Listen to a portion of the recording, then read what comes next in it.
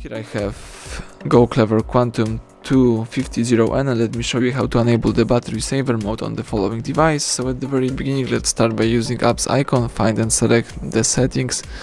Here under device you have to choose the battery. As you can see here, you can see the battery usage. You can, for example, enable here the battery percentage to have the battery percentage in the upper bar, or you may also choose more keys and choose the battery saver.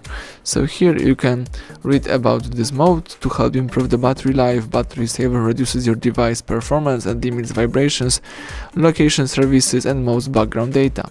You can switch on battery saver right now automatically, or you can turn on battery saver automatically, for example, when you have 5% of the battery or 15% of the battery.